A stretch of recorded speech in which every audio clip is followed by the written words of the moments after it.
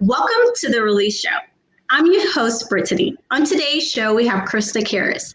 She is a successful author with 2 published books that perform well in the market. Her current life is a product of trauma she experienced from the young age of 18.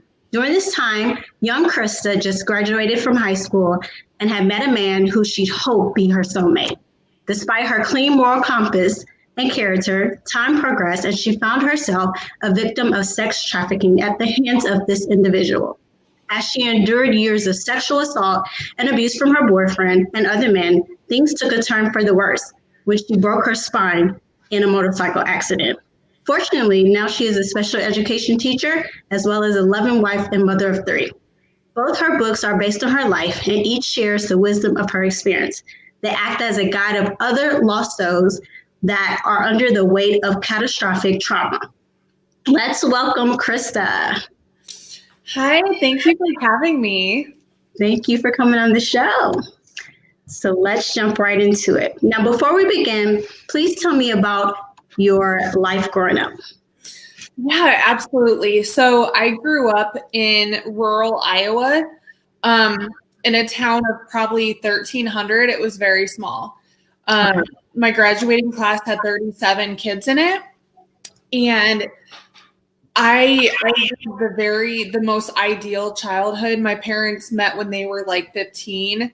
They had Cinderella type of marriage where they dated for a while and then they got married after college. And then they planned both of my brother and I.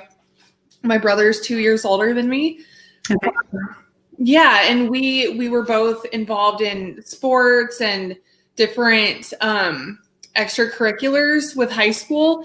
So I had a very good childhood growing up with lots and lots of morals that I pass on to my kids now, with the church and everything. So when I got into my senior year, I kind of went through the senioritis phase where I wanted to party a lot. I wasn't really caring about my grades. I knew I needed to care to the point where I needed to graduate, but I just really didn't care what my GPA was or anything like that. So I kind of got involved with partying and living for the moment. Once I did graduate from high school, I was kind of like in limbo of, do I want to go to nursing school or do I want to go to beauty school? I was already a nurse's assistant. In high school, I was a lifeguard during the summer, and then I was a nurse's assistant all throughout the year. So my dad was kind of trying to push nursing on me because he thought I would be good at it and it would be a lot of good job security. And then me just kind of living in the moment of excitement and like, yeah, I'm an adult now. I wanted to be a journalist in New York, and I wanted to work for a magazine because I really like writing. That's one of my strengths. And I just, my parents weren't very supportive of it because that was thousands and thousands of miles away. So I kind of compromised and decided I would go to school to do hair, because that's what my mom had done. And so when I was signed up for school to do hair, cosmetology school, I was still going to the bar. Up in Iowa, the guidelines are you only have to be 18 in most towns, 18 to get in, obviously 21 to drink. And I had a fake ID kind of that got the job done for me. And so I met my boyfriend there. He was 26. Yeah. And I was 18. He tried to pick me up like a couple different times and I just wasn't really interested. That's not what I was there for, to pick guys up. But I had a friend approach me kind of as his wingman and say like, hey, you should come talk to my friend. He thinks you're just so beautiful. And I was like, he thinks I'm beautiful. Like, and I don't know, for some reason, I just had this very low self-esteem, even though I had a really good childhood and I had a lot of friends in high school. My perception of myself, or my self-image was just not, I always had to get this verification from other people. And so when men gave it to me, I kind of like took that bait and I was like, all right, I'll entertain this for a minute.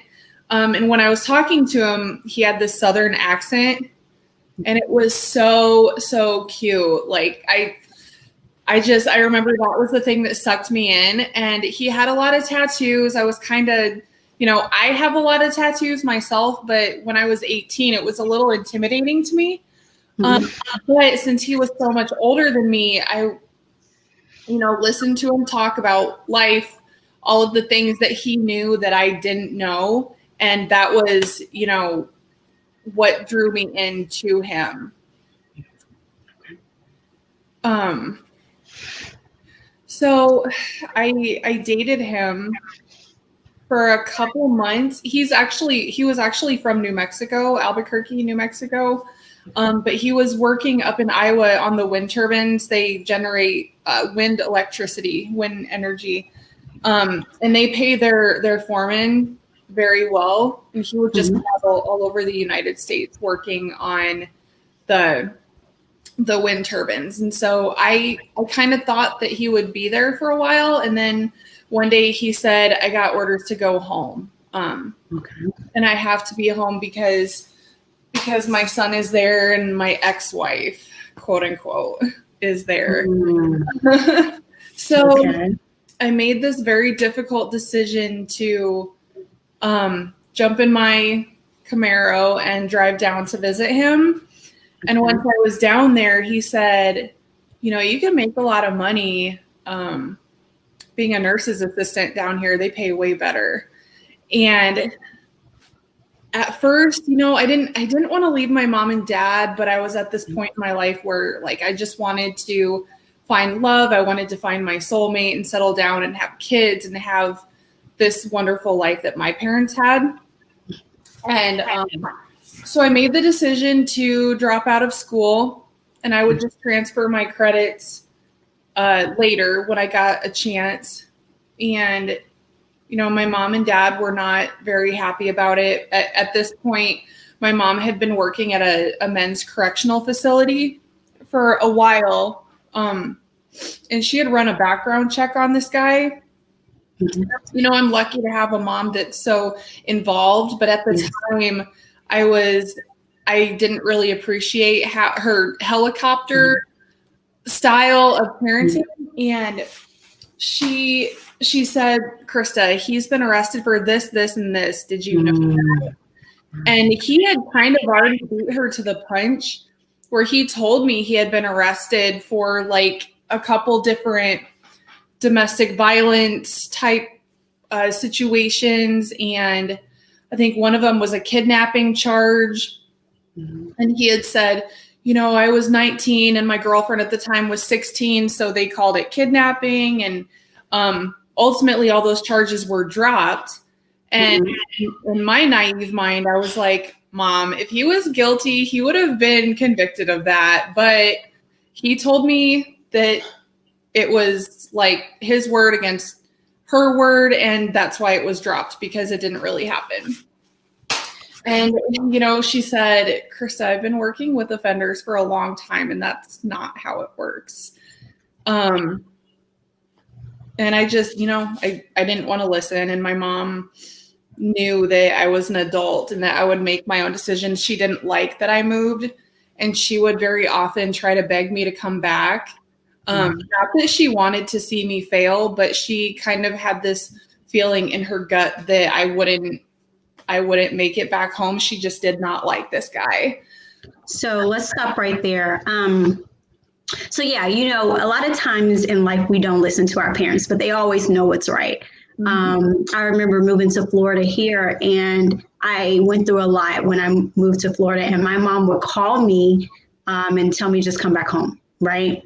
And I had to stop like accepting her calls for some time because I knew that I had a bigger plan for my life. You know, God had a bigger plan for my life. And I knew I couldn't listen to people who wanted me to come back home. You know what I mean? Like I wanted to push myself and know that I would be successful. So I get where sometimes our parents are telling us stuff, telling us things that we need to listen to better ourselves. But sometimes we have to listen to ourselves. And in your situation, I feel like you should probably have listened to your mom with what you went through. But our lives are everything that we're going through in life is already predestined for us. So you were supposed to go through this to make you this strong person that you are today. Even though you went through a lot of pain and trauma, I'm sure, how does your mom feel about it now? Like, how did she feel about what you went through now? Well, she didn't find out that I went through the sex trafficking for a couple years. You know, he had gotten me involved in sex trafficking, sleeping with other guys for money, sleeping with, you know, doing all these favors to better our family, quote unquote. But she didn't find out about it until 3 years after it happened. And she was just broken. It just because she felt like she could have done something to protect her. You know, as a mom now, I'm just like, Mom, you didn't do anything wrong. Like I would have done it anyway. I would have had to find my own path. And still today, she has a very hard time talking about it because she had to watch me go through all these things. I totally understand that. So let's go ahead and start talking about the sex trafficking. I know you were trafficked by many guys with this individual you were dating, but let's kind of talk about how it all started. So you moved to Mexico, is that right? New Mexico. New Mexico with him, right? Okay, and then how was life there? When you arrived, what happened? What was going on? So I had found out that he wasn't really divorced. He was kind of estranged from his wife. He told me that he was going through a divorce, but that wasn't the case. You know, I kind of had my detective skills going with his phone and everything. And then I had already, you know, with being as self-conscious as I was, I kind of felt like I had to prove that I was good enough. So he kind of approached me with the idea of being with other people because he had been laid off from his job. Even though I was making substantially more money doing my job in Albuquerque versus up in Iowa, it wasn't really enough. It cost more to live down there. So I was willing to work more shifts. And he just said, you know, you're so beautiful and do you know how much money people would pay to have you? And he would talk just in detail about my hair and how tight my skin was and just, I don't know. And I was really impressionable. So I brushed it off at first, kind of acting like, okay, you know, like I'll entertain it, but it probably won't happen, you know? But then he kept pushing it at me. And I didn't really think that he would go through it because what normal person wants to put their girlfriend through something like that? But he did. And it turned from one person into 3 people and then probably like 15 or 20. I mean, it became like almost a daily thing. And I got to a point where I didn't, you know, like you said, I didn't want to answer my phone and talk to my mom because even though in my mind I was doing this to prove that I was good enough, I knew it wasn't right. And I felt like it was my fault because I could have said no. And it's taken me years to come to the understanding and the realization that prostitution is not the same as sex trafficking. Prostitution is, where you go into it like it's a business. You already know what you're doing. You get the money. Sex trafficking is, a lot of times people are kidnapped, women are kidnapped, kids are kidnapped, and they're drugged kind of so they're not in the right state of mind to know what's going on. But in a lot of cases, it happens with people, and it involves coercion. So he would get the money from it, and I was basically just disposable. Like, okay, thanks. You so I knew that wasn't normal. I just thought that at some point he would be like, dang, I got a good girl. Like, okay, babe, let's get married. And you don't have to, you know what I mean? Like, yes. But normal people, like, I wanted to marry him so bad and be good enough, but gross. Now in my 31-year-old mind, I'm like, girl, I can't believe you like stooped to that level, but that's what it took. So after the sex trafficking, you were in a motorcycle accident, right? Correct. So I did get pregnant in 2009, and then I had my son in March of 2010. He was 2 months old, almost 3 months old. And we went for a motorcycle ride together on Route 66.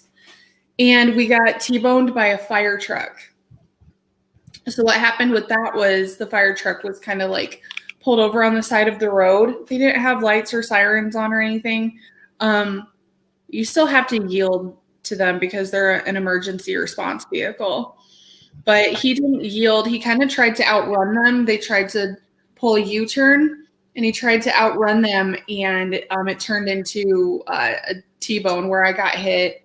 And I hit my head right here and broke my neck. It's kind of like an accordion effect. Mm-hmm. And then I broke his impact. So he didn't get hurt at all. He kind of like messed up his elbow a little bit, but he ended up being fine, and I broke my neck. And as a result of that, I became a quadriplegic, which is why, I can't use my fingers. Mm-hmm. And the definition of a quadriplegic is 4 limbs impaired, not necessarily 4 limbs paralyzed. It just depends on the vertebrae in your spine that you break. So I broke from C5 to T2, I think, but it's most of the damage is at C6, C7, and that controls, your fingers, your bladder, your trunk, your abdomen, your abdominal muscles. So it's a lot harder to take in deep breaths because you don't have the muscles to help hold you up and hold everything together. And so as if I was not already a little bit dependent on him, then I became very, very dependent on him with an infant. Mm. So after that accident, what happened? Did you stay in New Mexico? And when did you decide to come back home? Well, I was in the hospital for about 3 months. I got home to him, and while I was awaiting for the approval of my Medicaid and insurance, because I didn't have insurance at the time, he kind of had to be my caregiver. I didn't know how to, I barely knew how to feed myself. I kind of learned how to do it in rehab, but he had to help me get dressed, help me cook, kind of feed me. And so I was really dependent on him. There was no way I could just get into my car and drive home. And at that point, I had never been on a plane ever. So it's not like I really knew what I was doing trying to get on a plane, especially with, I think at this point, my son was 7 months old or 8 months old. So I didn't really have a plan. I just wanted to survive and figure out how to fix myself while fixing my relationship. And at this point, the trafficking had stopped. But he became physically abusive, emotionally abusive. And once he put his hands on me once, and then a couple weeks later it was again, and then it became like almost a daily thing where he was choking me. Whenever he got upset, he would just choke me. And at that point, I had some neighbors and call the police on that because they heard a domestic disturbance. And I did text my mom, and my mom called the police on him. And when they came to the door, they didn't separate us. They questioned what happened when I was in front of him. And I was like, I'm not going to tell the truth. What if they don't take him? Like, he's going to kill me. So once they left, I was like, I am not protected here. And I need my mom and my dad and my brother. So kind of convinced him. It was luckily, I got really, really sick. Like I got the flu around the same time. And when I got the flu, I was like, I don't know how we can do this without family, because his family was in Georgia. We didn't have any family here. So I talked him into moving up to Iowa where my family was. So my injury happened in June and we moved up there in April. So it wasn't very long, but I had to put together a plan of how to leave, because there had been a couple times where I said, I can't do this. I don't want to be with you. And it just turned into a shit show, where he would tell me that I'm dependent on him. I couldn't do anything without him. He would hit me and I'm like, okay, he's not going to just willingly let me leave. And at one point he did pull a gun on me with my son in the house. So I had to plan very strategically, call a friend to help me take a little bit of clothes to her house, like once a week. And it happened over the course of like a couple months. Had to find a roommate, had to get an apartment, had to save some money. And then I was able to sneak away from him. But even though I snuck away, I changed my number. I didn't tell him my address. He knew where I worked because I had started my first job since my injury that summer. And he tracked me down at work and he tried to get back together with me. And when I rejected that idea, he assaulted me at work. So as much as it needed to happen, because I didn't know what to do. I didn't know how to protect myself or keep him away from me. And I really didn't want to involve the police because I didn't know what to expect. I've never really been involved with the police. I didn't know what they would do to protect me from him. So when he assaulted me at work, that basically opened the door to, Christa, do you want to press charges? Do you want a restraining order? And so that's what had to happen in order to get that ball rolling. So it was really good that he did do that. I know it's sad, but at your job, so now you have a way to get out of this, because other people see it? They didn't. And I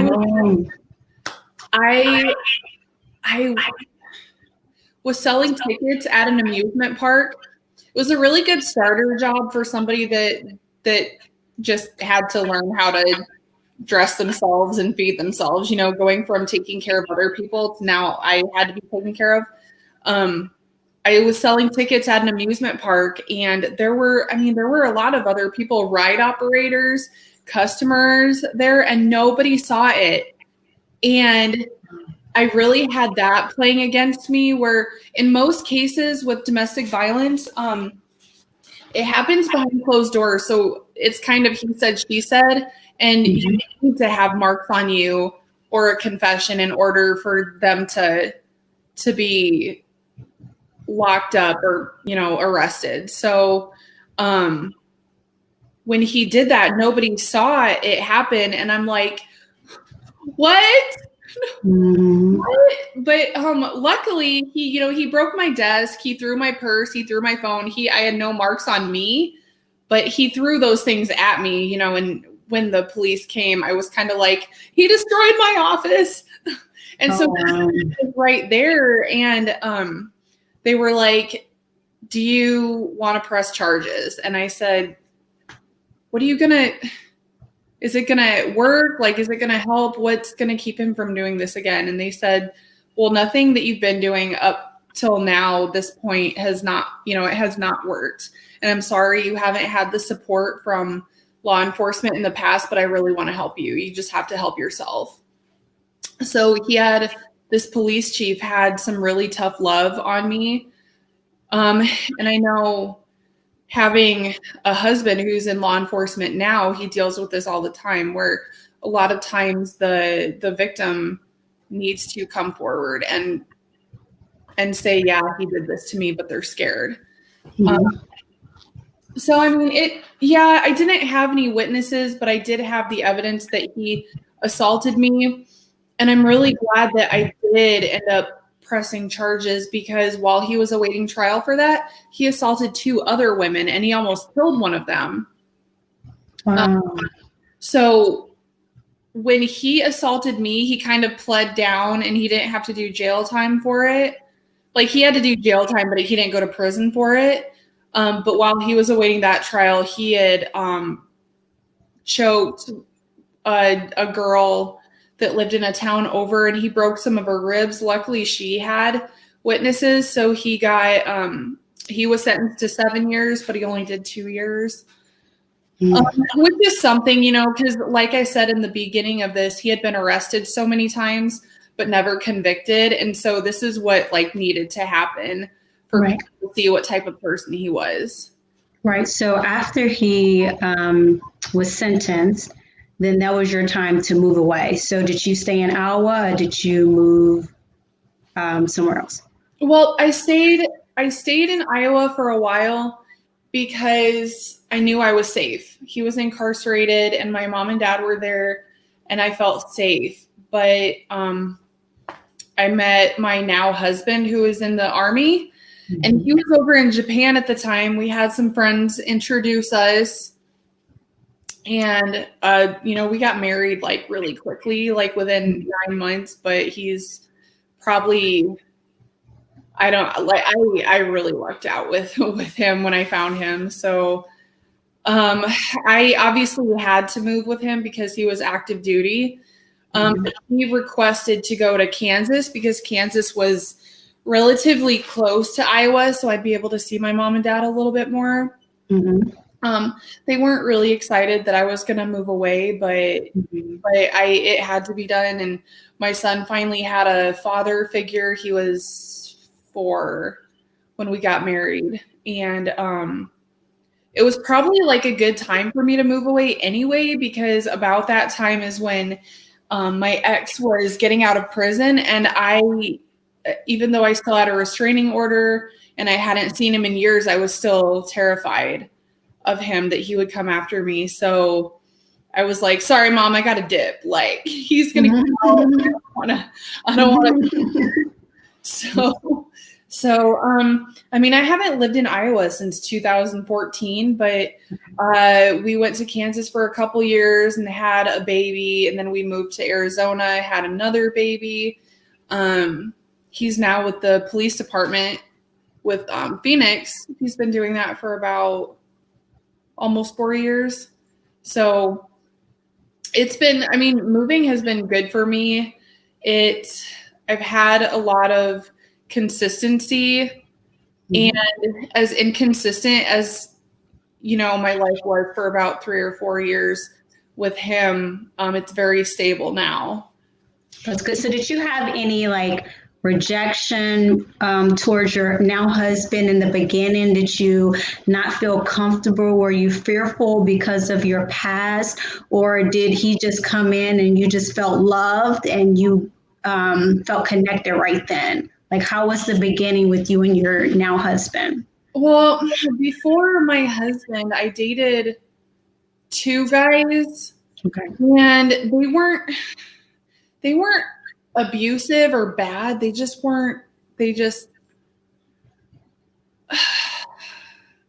trying to figure out they weren't good for me. They weren't good for like my son and my family dynamics. And I never really looked at other men that way because I knew that there were a lot of good men out there. Yes. But I was very hesitant, and I set my standards a little bit higher every time I dated someone new because, after the first one, I was kind of like, okay, not going to go after somebody like that again. And then the next one, okay, this doesn't work either. Like, you need somebody who has their life together, somebody who doesn't have baby mama problems, somebody who's willing to accept your child. So when I found him, I tried all these techniques to kind of push him away.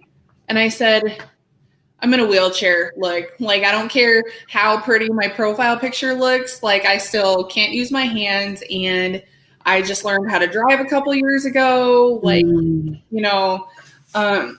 So it's not like I wanted him to run, but I was kind of like, let's not waste any time. This is what you're going to deal with if you want to date me. And he was like, okay. Wow. Yeah. And he was just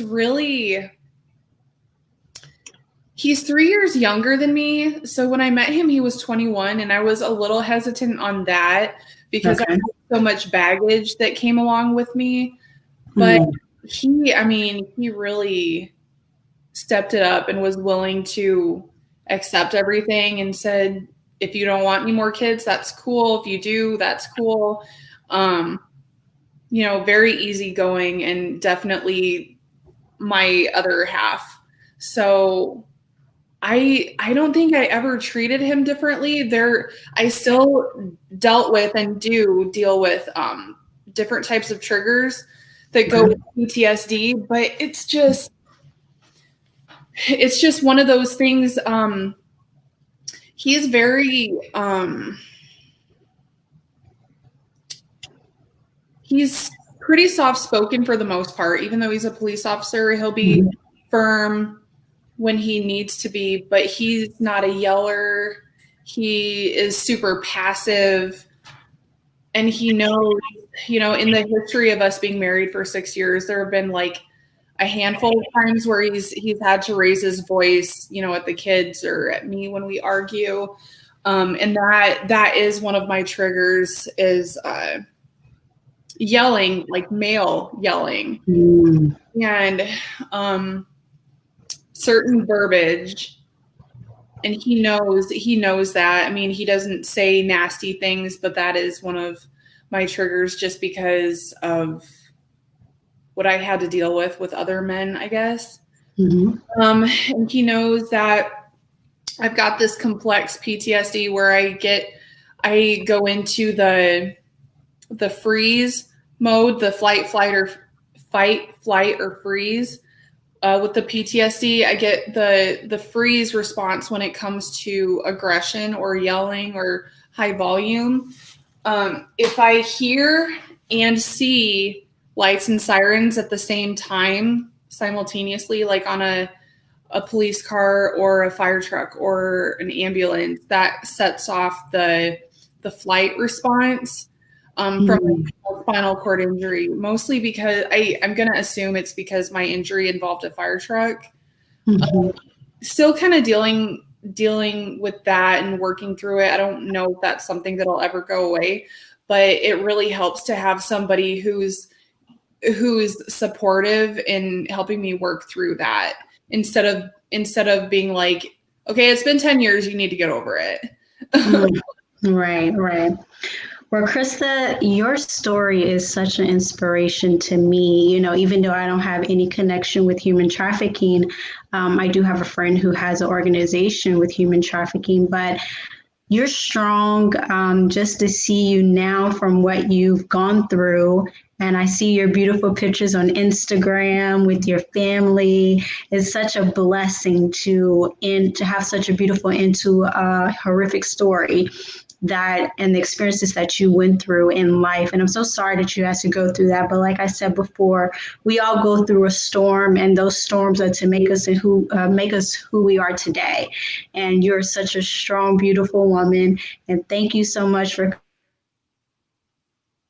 coming on the Release Show. Lori, can you please let everyone know how to reach out to you, to continue to follow your journey and everything that you're doing? Thank you. I appreciate it. You're welcome. So how can they reach out to you on Instagram? My Instagram handle is roll_and_sparkle. So roll, ROLL, the wheelchair, roll and sparkle. I am available on Facebook, but I post more family pictures of my husband and my children. I'm a little hesitant on posting very many pictures of my kids on Instagram, just because it's an open page for anybody to follow. But on Facebook, I do accept people. They reach out to me and things like that. So. Okay. And you've written books, right? I have. Okay. My first book is called Beautiful Survivor: Overcoming the Statistics, and it's on Amazon. It basically just talks about my background, the trafficking, the injury, and kind of how I survived it. The second one is called Turning Adversity into Glitter, and it primarily focuses on my injury, but then going through being a single mother, finding my husband, having more children. So it's kind of the happy ending to my story. Mm-hmm. That's great. Okay, I'll be purchasing your books on Amazon and reading them so I can get more information about you and everyone else. Please support Christa and her books. As she stated before, they are on Amazon, and we will have that information on the YouTube so you can purchase them. Thank you for tuning in to the Release Show. See you next time.